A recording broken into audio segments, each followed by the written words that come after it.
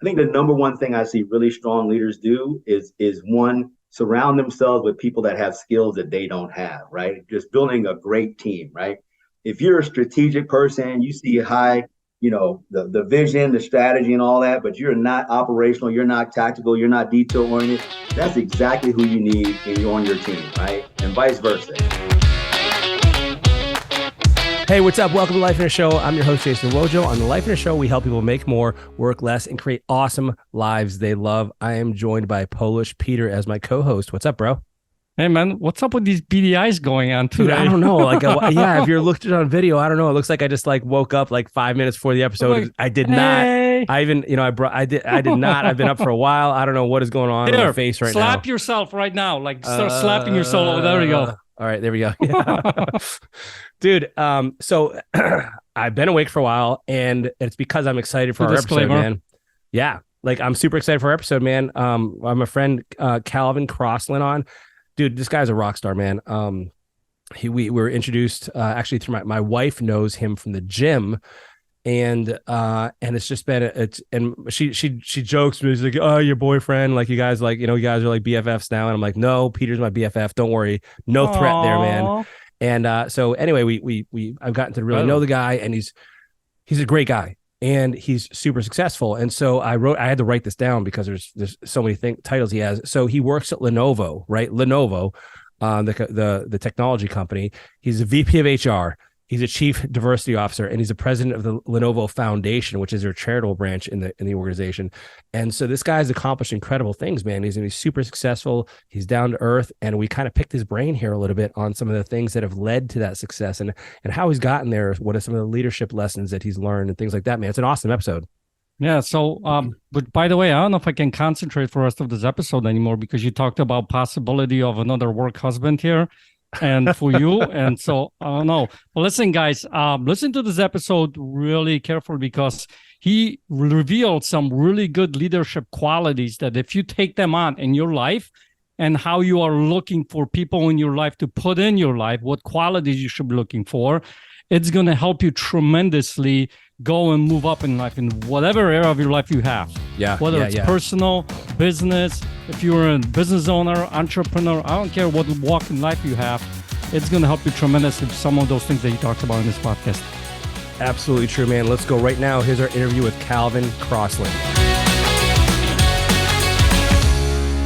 Calvin, what's up, man? Welcome to the Life in a Show. Thanks for being on, bro. Absolutely, man. Good morning. Good morning. Happy New Year. Oh yeah, it is Happy New Year. That's right. That happened fast. I know this year is going to fly by.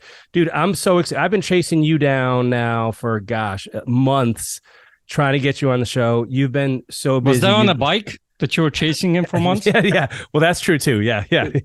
Corner to corner, yeah. Right. And I mean, you've got so much going on and so you work for Lenovo and you are VP of HR. You're the chief diversity officer, and you're the president of the Lenovo Foundation.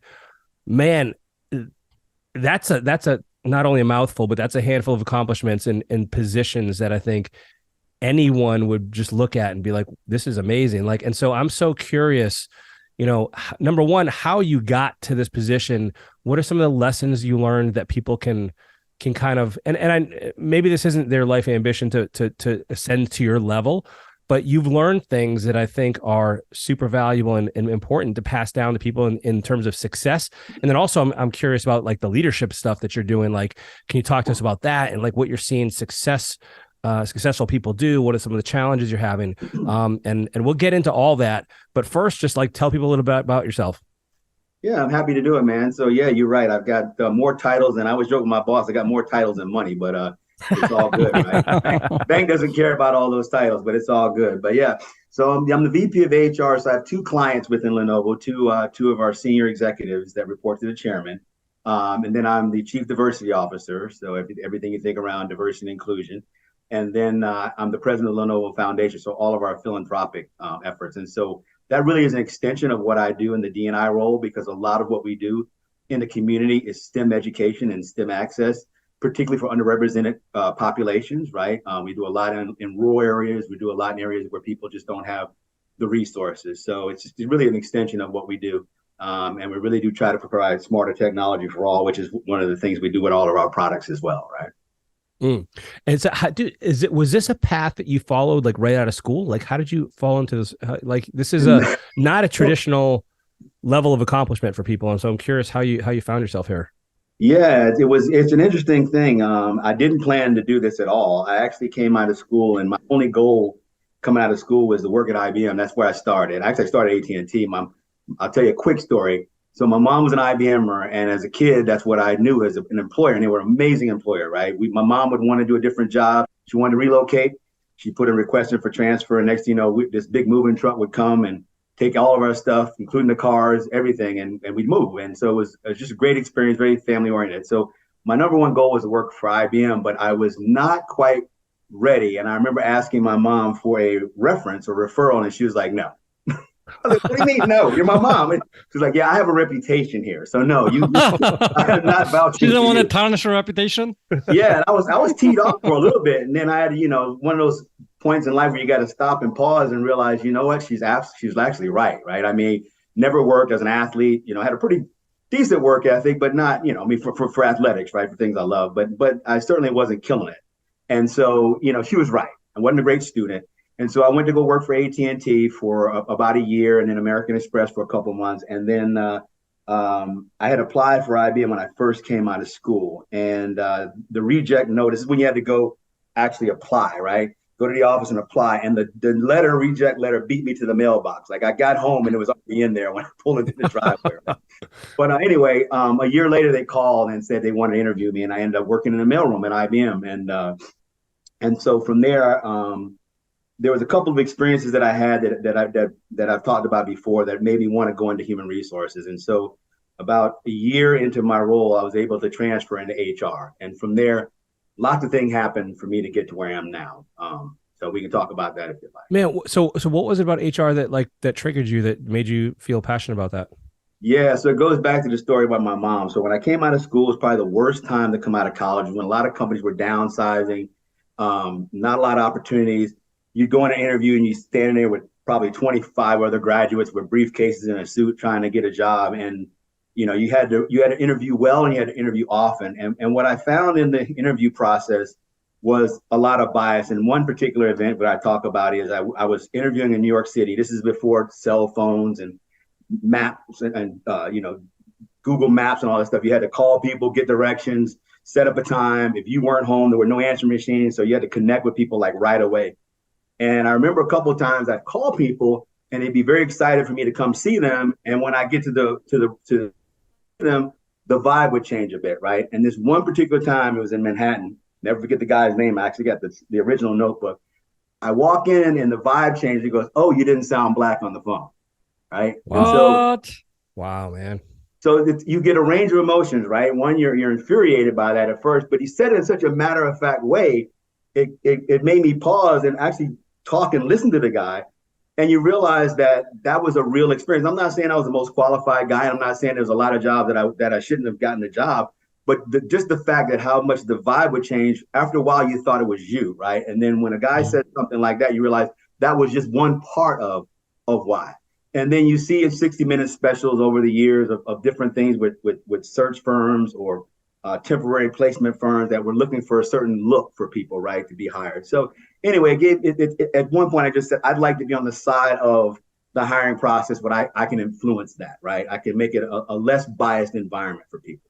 So dude, that really strikes me in a way that, like, I wonder, and this is a question I have, is when something like that happens and there's obviously external factors that you are not in control of that influence your fate and what happens, how do you balance that out with, because here's the problem, like if you say, hey, it's because I'm this, because I'm that, like it feels disempowering to me, because now you have no ability and you're a victim. So but you're someone who has achieved tremendous success, and so how do you balance that external force that could potentially be against you with feeling like you can do something yourself and not fall victim to that mentality of like, oh, it's just the way it is, like, and I'm just going to go whatever. Like, how do you do that? How do you respond? Yeah. Yeah. Yeah, I was fortunate. My mom was number one, right? I mean, you think about a black female at IBM and a technology industry in the 1970s and 80s, right? She's one of very few, right? So watching her have to navigate in an environment around very technical men as a woman and as a black female was one lesson that you just didn't have the opportunity to just kind of say, it's the world, right? You just had to go in and you had to compete, and you had to show people what you're capable of. I don't know that it was ever. I witnessed it for so many years with my mom. I really didn't ever think about anything other than you just have to take control, which is again, I think a great lesson for her to tell me, you're not ready to come here yet, right? Until you kind of demonstrate some other things. So I think and my grandparents, were a big influence in raising me as well. And I think both of them, just always preached that you always had control of a situation, right? Always. And that you just had to navigate things. It was just that simple, right? And I mean, frankly, the world isn't fair for anybody, right? I mean, depending on the situation and circumstance. So, what are you going to do to navigate the world? It's just you can't sit around and cry about it, so to speak. Well, that's that, man. So that's it's fascinating to me because it feels like that I could see how somebody could become discouraged by that for sure, and I understand that, and yet.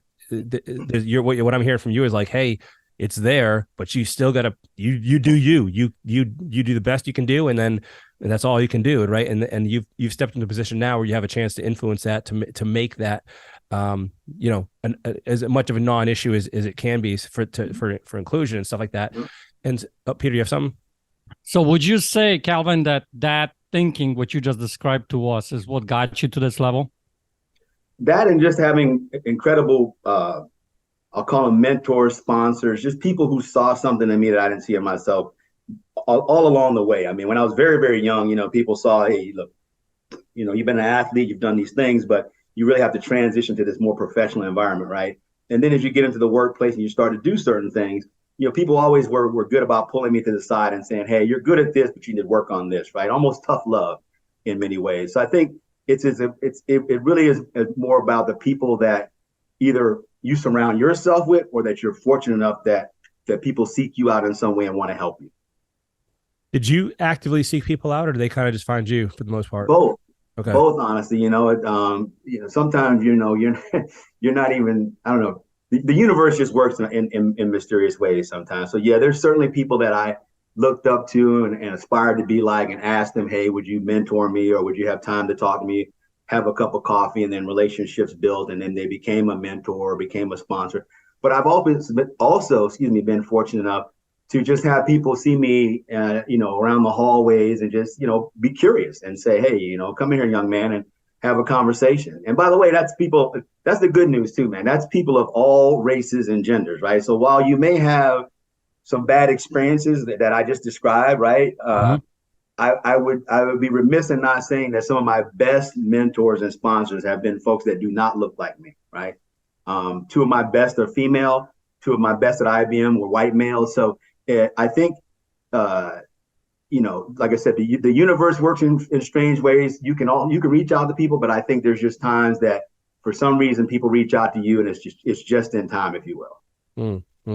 So one thing that you didn't say, which is kind of underlying that the statements you just made, is like you approach this. What I'm hearing is with an attitude of openness and humility, and realizing you didn't know all the answers and being willing to learn from others. Where did that come from, and how did you develop that? I think again, if you and I tell my kids the same thing. If you look at people that you admire and you respect, then when they give you feedback that's not quite positive and more constructive, you're very receptive, because you're like, well, I want to be like that person, or some, maybe not exactly like that person, but I want to emulate that person in some way, right? Or I hold that person in high regard in some way. So when people like that give you feedback, even when it's not positive, you eat it up, right? I mean, like Jason, when I give you an example, right? We're friends. We start to meet each other. I know what you do in the bodybuilding world. I know what you know about diet, and I mean, so if you tell me, hey, Cal, you're fat, you need to go do X, Y, Z, I may be hurt that I'm fat, but I'm going to go do X, Y, Z, right? I mean, because right? You got a proven track record, right? I mean, not only your own personal, but you trained a lot of athletes, right? So when you're talking to somebody like that, then you're fortunate to have some of that person's time. And so, yeah, you're going to listen, right? You're going to try to circle back and say, hey, thank you for the feedback, or thank you for the information. Here's what I did with it, right? Has that gotten harder for you over the years now that you've ascended to such a high level of success that you don't see many people ahead of you? Or do you still learn from everybody? Still learn from a lot of people. I mean, you learn from your own employees.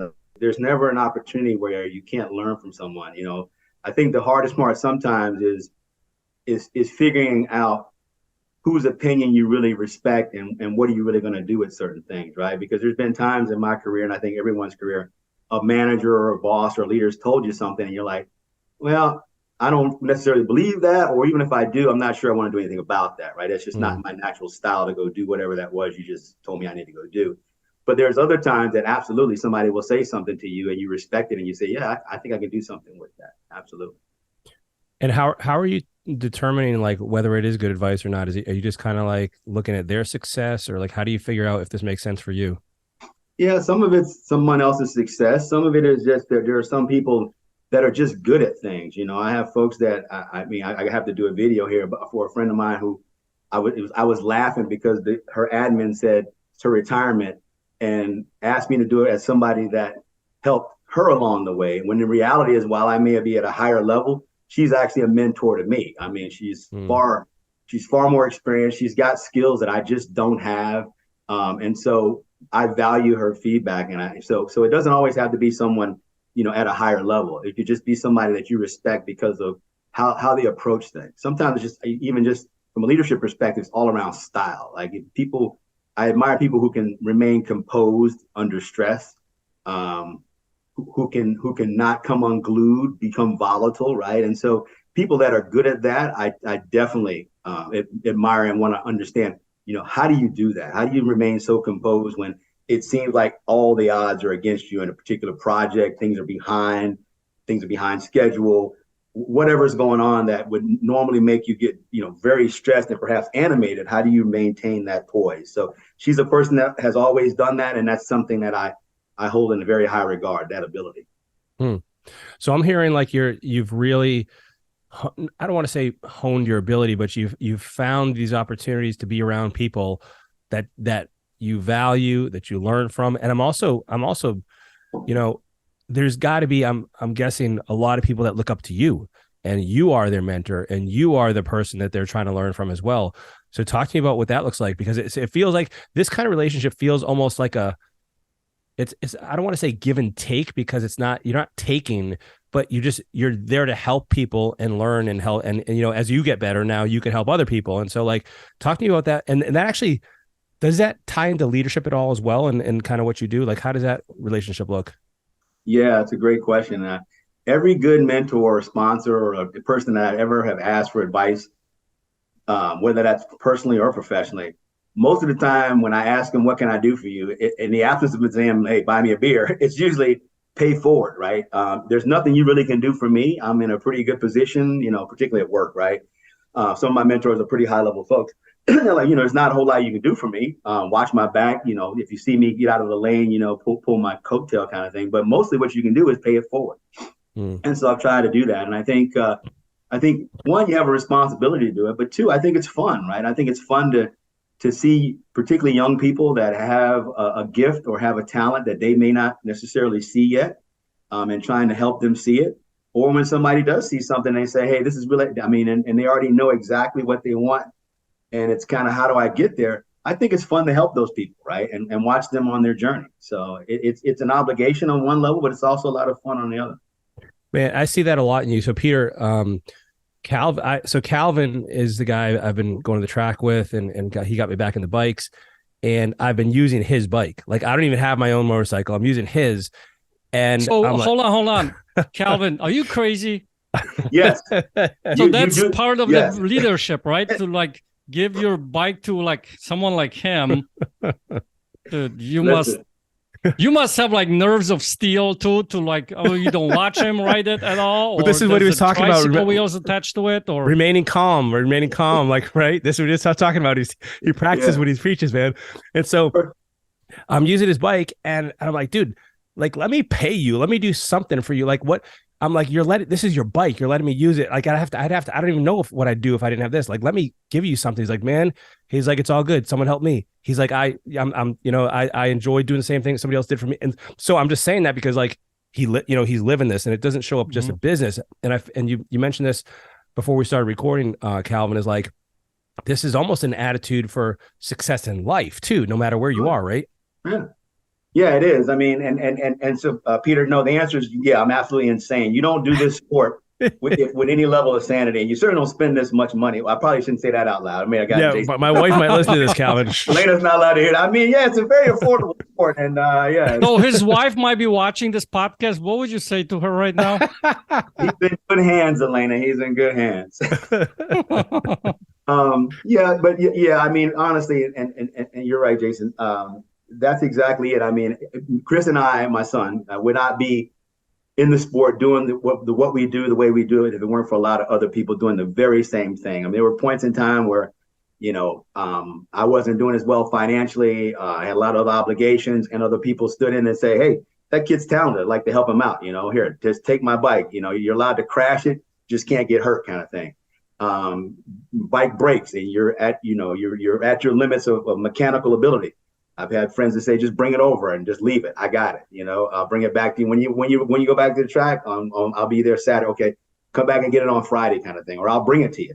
So I've had people do that for me and Chris, and so again, it's fun, right? I mean, when a person tells you, hey, there's nothing you can do for me, right? Like, just be a good citizen of the sport, and so it's fun to do that, right? And I think it's an obligation to try to grow the sport. The sport's not doing great right now.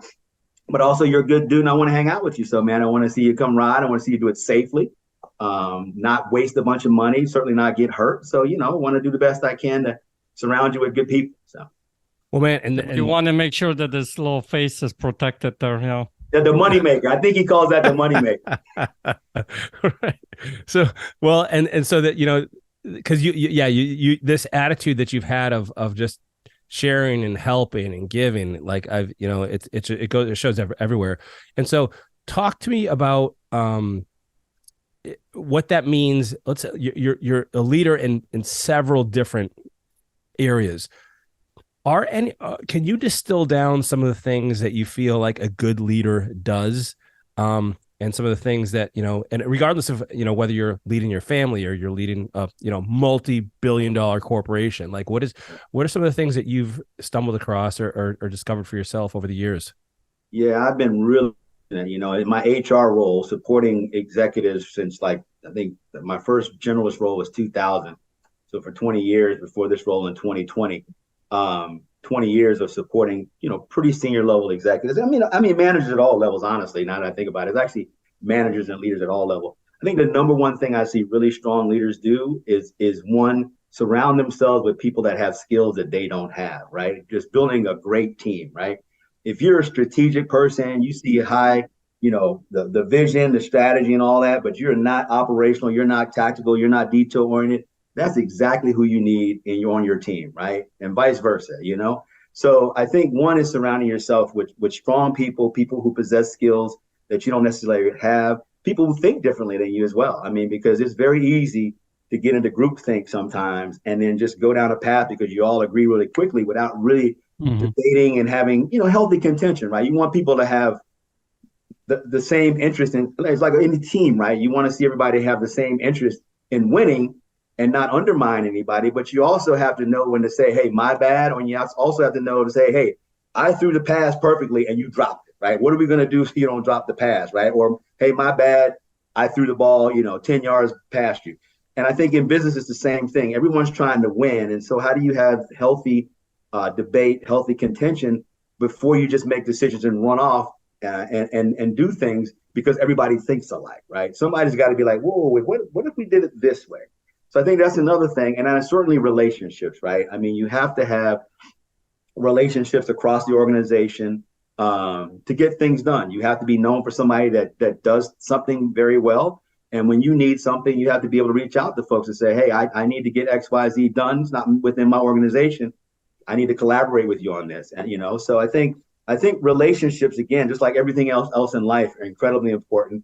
And I think being humble enough to surround yourself with people that are good at things that you aren't, that complement your skill set, I think is important. Man, I couldn't agree more. And I also see people that struggle with that because they, either one, they feel threatened, like, and they want to be the successful person, and they want to take all the credit, and they want to do everything. And they struggle as a result of that, because, meanwhile, there are other people who have this attitude you're talking about. How does somebody develop that, like the attitude of collaboration and finding experts and doing things like that? It can be tough, man, because sometimes you just want to get stuff done, right? Sometimes you just really want to, hey, here's where we're going. Everybody get in line. Let's just get there. And I think short term, that probably works really well. I don't have a silver bullet for that, Jason, other than to say that, like I said, the most successful people that I know who've really been able to spend the time that they want on the things that they enjoy. I'm thinking about one leader in particular who's incredibly strategic, visionary leader, not very detail oriented, didn't like to get into the plumbing of things, right? It was they don't want to know how the sausage is made, that kind of stuff. So by surrounding himself with folks that could execute like that, he was able to spend a lot of time on vision and strategy and the things that he enjoyed, knowing that those other things were going to be taken care of, and that he would recognize and reward the person for doing those things, right? That makes a lot of sense. So before we get back into this episode, I want to share something really important with you. One of the things that me and Bojo do here, and we've been doing this for over probably 8-10 years now, is we've been running these events called Get a Life Getaway. And in these events, you sit down and you work on your entire life. You work on your vision for your entire life. And we literally dive into every single area of your life to show you, to help you create the vision that you truly deserve. Because if you notice from the episodes that we've been recording here over the years, is this vision is so important. It's probably one of the biggest missing elements in anyone's success. And if you look at all the successful people that you see in life, they have some form of a vision that they follow. So I want to encourage you to go and check out one of our events. We do these events throughout the year. We have tens of thousands of people gone through these events, created their vision, and you'll be shocked to see what kind of a life they're able to create because of that. So head over to lifeonair.com. That's lifeonair.com. At the top of the page, there's a tab called Events. Click on that tab, and you're going to see everything that you need to know about that specific event, when it's held, where it's held, and how to get there. Now, here is the cool thing. Because you are a listener to our podcast, we want to give you 50% off coupon. Actually, we'll give you a little code that when you go to the checkout page, on the right side, you're going to see a promo code area. Put this word in there, podcast. Podcast, hit apply, and you're going to get instantly 50% off coupon. Head over to that page. Don't delay. Do it right now before you go and do something else. All right, let's get back into the episode. So listen, I got a question for you because I'm curious about this from my standpoint. You said earlier, I think, that you've been working in HR for about 20 years. Mm-hmm. So you're dealing with a ton of people. You've probably dealt with, I don't know, maybe thousands of people. I'm curious, what have you learned about people? Oh, God. How much time you got? Like, give me maybe some of the overarching things about, because think about it this way. One of the things that you mentioned earlier about the diversity that you went through, right? And your mom, and she sounds like she was a big role model for you and things like that, right? And people come in from all different walks of life and they interact differently, in different ways. But is there some commonalities that you've learned about people that has them be, Yeah. I was half joking, but working for very global companies and working with executives down to employees and people at all levels, I think the fundamental thing is most people have good intentions, right? Most people come to work with an intention to contribute in some way. They want to be productive. They want to be rewarded. Most people are, whether it's not about themselves, if they got family, they're very family oriented, and this is globally, right? Whether you're talking about Europe or AP or Latin America, I think everybody is kind of driven by the same things, right? They want to contribute, they want to for that, and they ultimately want to take care of their families for the most part, right? That's kind of the common thing. Now in HR, do you run into the other side of things? Absolutely. But for the most part, I think people have good intentions, are really just trying to come to work and do a good job. Yeah, and So do you think that translates over to life outside of work? Yeah, with most people, I mean, and maybe it's too the people you surround yourself with, right? Most of my friends are very, you know, optimistic. Do the things like Jason and I talk, right? You try to are very mindful of taking care of themselves mentally, physically, emotionally, right? So that they're able to then take care of others that they love and care about. So, I surround myself with people like that. So it's hard to say beyond my inner circle how most human beings are truly to the core. But I see a lot of positive and optimism in the people that I spend my time around. Gotcha, man. Well, I almost feel like attracts like in some ways here, where like, especially as you start having success and other people help you along there, you kind of start to, I just feel like, that birds of a feather thing, kind of, you start to surround yourself with certain kinds of people, and, and then from there, it just kind of like levels everybody up. And so I think that's probably fair to say as well. And so with your positions now, and by the way, do you have one of those that's your favorite, or and what is it about a particular position? Like, what do you enjoy most about what you do? Oh man, that's a great question. They all have their benefits, right? I mean, if you want to see the impact to the business and the financials, and even customers at some level, my VP of HR role is that role, right? I'm, connected to, the financials of the business. I'm connected to people. If we hire and promote and build the right team, you can see the results of that in the business, right? The D&I job is very cool because, whether you're talking about diversity of race or gender, people with disabilities, LGBTQ, providing an environment where people come to work and feel like they can be their authentic selves. I know that sounds a little trite sometimes because we say it so much, but it is true. I mean, I can remember a day where, 20 years ago, I put on a very different face to come to work than I would at home, right? And I think a lot of people feel more comfortable talking about their family life, their kids, and a lot of, but they don't have kids or whatever the situation is, right? Their sexual orientation, all kinds of things that we're more comfortable talking about in the workplace. So I think that's important. But having a sense of community and having a sense of, I'll call it family, in your work environment too, because you spend so much time there, right? And so how do you make sure people feel valued, make sure that their contributions count, and they feel that is a big part of the diversity and inclusion work, and that means things differently around the world. And then of course, who wouldn't love the foundation role where you're essentially giving away money, products, and probably the coolest thing is when you have 75,000 employees like Lenovo has that have very unique gifts and talents. One of the things that we try to encourage is people to volunteer their time. So, when you have somebody who's an engineer or have somebody who is, is good at math or science, whatever, and they want to help tutor or they want to help, help show kids how to build computers or just help them see the practical sides of science, whatever the skill is that they have, them being able to lend that gift externally is tremendous, right? That means more to me sometimes than the money we give or the equipment we give, is seeing employees be able to pass their talents forward. Well, man, I also wonder if, like, because you're heading you got a trip coming up here soon, right? That's related to this.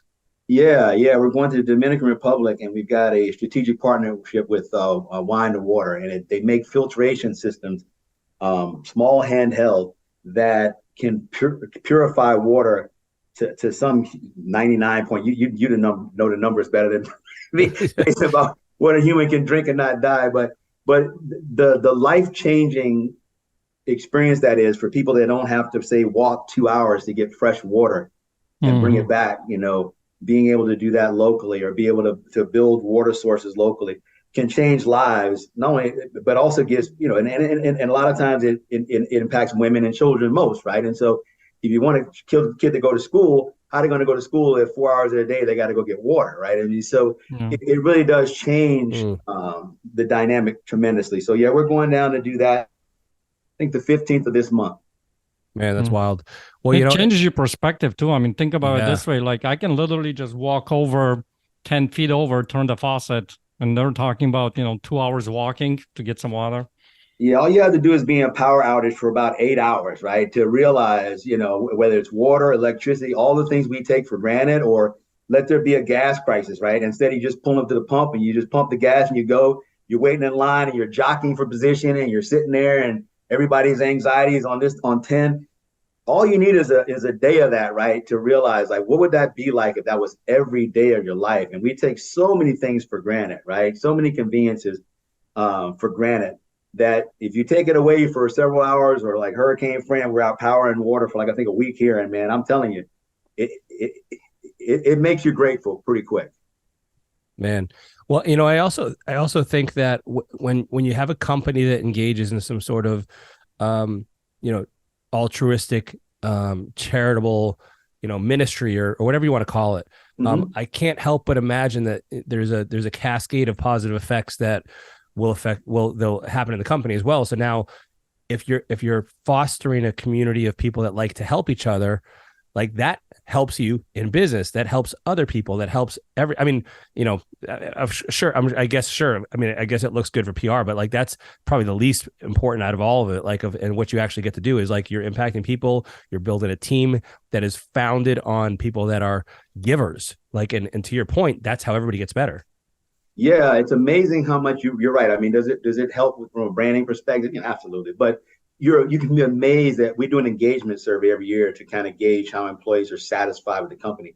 And you'd be amazed at how good people feel when they hear about the things that you're doing, whether it's to give back to certain communities, what you're doing for the environment, what you're doing around D&I. All of those things make your employees pretty proud. And once somebody volunteers, even something as simple, we do blood drives, which I try to do on a regular basis. Somebody that's never given blood and they go give blood and then they hear about what that could really do to change somebody's life or help somebody in a situation. There's a sense of pride for that. And then they look around and say, it's not just me. You mean all of these, Lenovo employees are doing all this cool stuff to give back to charities and get involved? Yeah, absolutely. And it makes people proud, I think. It really does. Dude, that's awesome. And I could see how that could just totally just bring a company together, no matter how big it is. Like you're all you have this shared purpose of making a difference. Yeah. Cause again, you realize it's easy to forget how well you have it. Right. And, the whole thing about to whom much is given, much is required. It's easy to forget with the day-to-day grind and things we have, challenges. Our challenges are real, right? The things that happen to us. But when you pay forward or give back to certain communities, you do come home and realize you really do have it good, right? And if you can really impact somebody's life in a positive way, it's a great feeling. Man, that's awesome. Well, hey, man, we're out of time here, but I really want to thank you. First of all, congratulate you on your success, and you rock it, man. I'm grateful for our friendship, and I can't wait to see what happens for you from here, man. Thanks for being on the show. Absolutely, man. Thanks for having me, Jason. I really appreciate it. Nice meeting you, Peter. Man, I told you he was a cool guy, right? Yeah, the guy is awesome, man. And he's, if you think about it, a lot of times people think about the people who are high in leadership roles.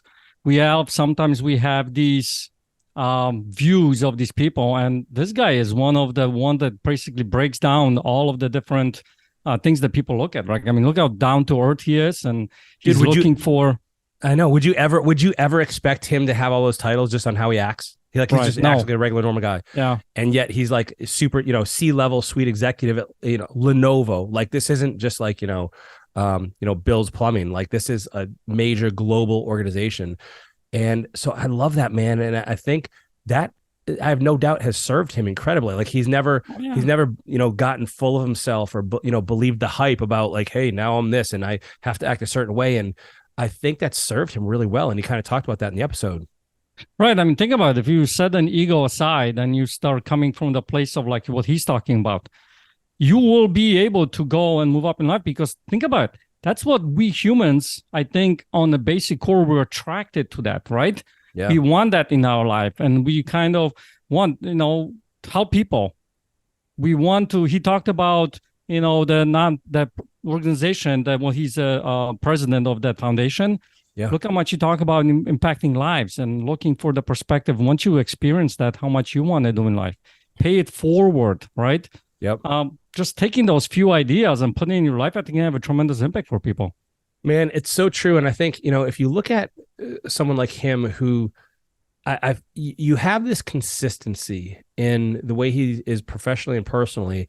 And what he's doing, for instance, with his charitable efforts with the organization is also kind of like that shows up for him in other places too. And so like that consistency, you're not one person here and then another person there. Like it shows up everywhere. And so that attitude of helping, of contributing, of impacting, of sharing, of helping others grow, of equipping, like that is an incredibly it's an awesome trait. It's an incredible characteristic that will serve you well.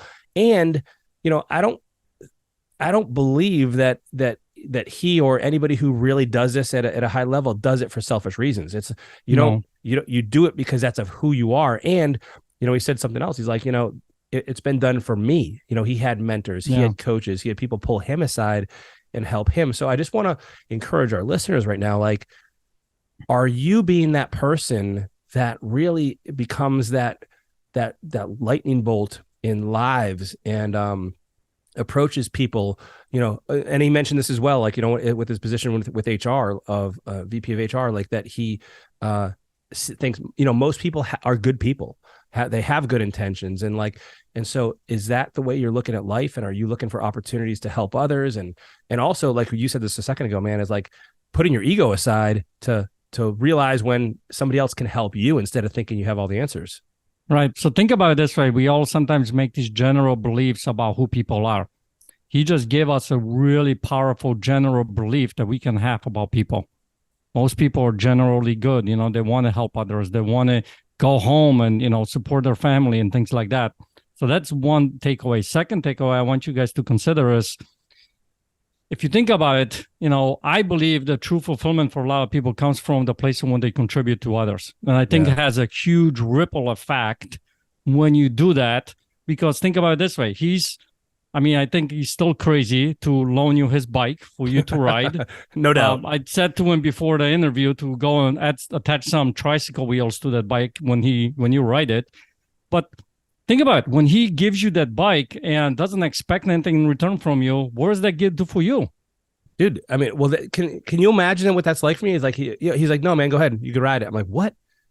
Bro, he takes, not only is it his bike, he has this like 20-something foot trailer with a bunch of bikes in there. And he's like, he just takes it up there. Like, and I'm like, dude, he's like, no, I got it. He's like, I got it. I'm like, and he's putting gas in it. I'm like, bro, what? Like, and he's like, I got it. Like, and he just has this attitude that like, I don't think you can help but be drawn by that attitude by people. Can you imagine people in your life, man, that like, who doesn't want to be around people that are right. like that? You know what I mean? And so when you want to do that for others now, right? Right. And it becomes this cycle, this positive reinforcement cycle. And then what he was talking about before is like, he's found himself around people that really want to help each other succeed. Really kind of reminds me of Life in Air a little bit, actually, like, and how we've created this kind of culture as well. It's just awesome, man. Yeah. So what I'm hearing is, when the time comes and you are gonna have your own bike, you're gonna let me ride it. Well, dude, I will let you ride it. And I told him, like, when my wife allows me to buy a motorcycle, I'm like, dude, you can ride it whenever you want. Like, no questions asked. I like how you frame it when my wife allows me to buy the motorcycle. Well, she might be listening right now, so I have to make sure that I put that in there. Good call. Way to go. Good job. Right. I'll not let him buy a motorcycle. Right. Dude, awesome episode. Really, I think if you're listening right now, like, really pick up on all the different things he said, and especially with leadership, and the things that are applicable there, and like, making sure you avoid groupthink. That was super important too, because we tend to like only pick people that think exactly like us, that reaffirm our beliefs, and that's probably you're doing yourself a disservice there. Finding a team to do the things that you are not well versed in, or that's not your gifting, so you can focus on the thing you're best at. That's gold too, man. Yep. Just so much great stuff in this episode. Yeah, one the other thing is, remember he talked about one leader, he was more of a visionary. Yeah. He surrounded himself with the people who were more detailed, who were taking those things. You got to do that in your business. Yeah. So much gold in this episode. I hope you guys enjoyed it. Listen, if you did, please leave us a review, leave us a rating, give us a thumbs up, 5-star review, whatever that is for you. Tell people about it. The more lives we can change. And in fact, this is what we're trying to do with this podcast is we're trying to reach people. We're trying to impact people. We're trying to make a difference and help people live the life that they want to live. And so it's kind of, I feel like this is a perfect episode to do that because like that attitude is just permeates the entire show to begin with.